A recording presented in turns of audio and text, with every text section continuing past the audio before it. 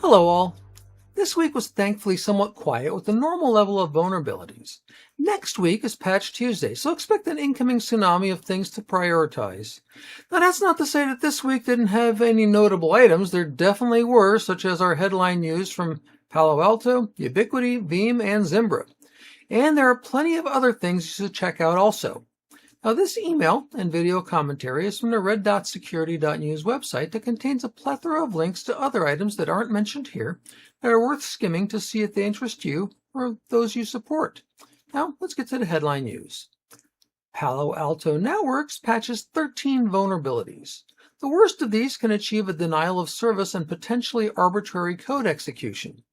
Prisma Access Agent has defects that make it susceptible to man-in-the-middle attacks via VPN traffic interception and DLP bypass. Additionally, there were over 500 defects patched in Palo Alto's Prisma browser, which is based on Chromium. If you have any Palo in your network, update soon. Ubiquiti Inc. unleashed 25 security advisories, what most of us call patches, last week. They are for products such as Unify Connect, Unify Talk, Unify Access, Unify Protect, and Unify OS. Some of these are critical, so don't wait on updating. Veeam has released an update for Veeam Backup and Replication. A defect has been identified in the Veeam Backup and Binary Formatter, which can enable an authenticated domain user to execute code on backup servers. There is a mitigation available, and there is also a patch. The majority of Veeam defects found lately are not exploitable if vendor configuration guidance is followed and you don't domain join your Veeam backup and recovery server, leaving it as a workgroup server. Seems a lot easier to me, but maybe you like patching often. Zimbra Collaboration Suite is a popular mail server that has two interfaces, a classic Ajax webmail one and a modern web version. The Ajax one is faster and tends to be preferred. It's also preferred by threat actors that have discovered a cross-site scripting flaw that enables a specially crafted email to execute a threat actor's code when the email is opened. If your enterprise uses the classic web client, the Ajax version, upgrade immediately. While not known to be currently exploited, it's only a matter of time now. Extortion Crew hijacks Microsoft 365 accounts via fake passkey setup is an evil genius method of gaining access to someone's account. The user receives a notification or a voice call informing them that they need to upgrade their security to use passkeys. The threat actor then walks the user through a process that appears nearly identical to actually enrolling a passkey.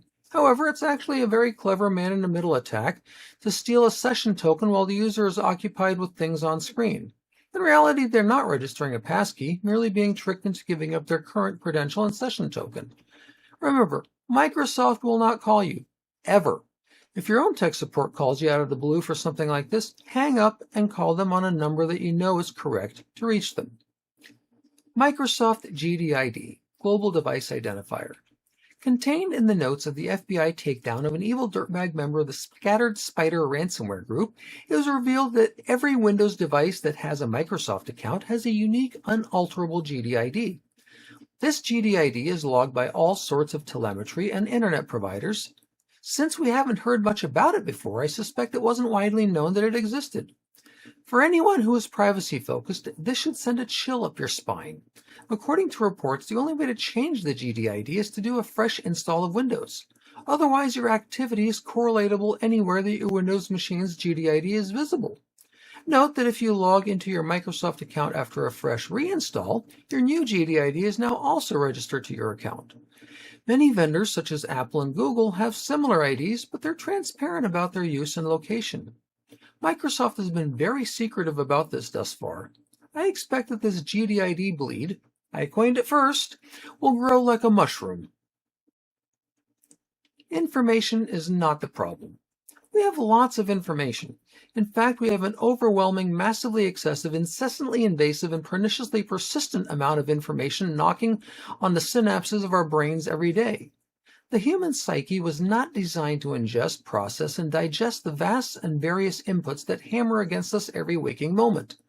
Social media has developed a curated stream of items that are designed to make us feel we're missing out if we don't read about how the mating ritual of the Japanese white-spotted pufferfish creates elaborate geometric patterns in the sand, or that Big Brutus was the world's largest steam shovel. actually electric. Why do I need to know this? I don't. But there is so much vying for my time and attention that it just slips on in.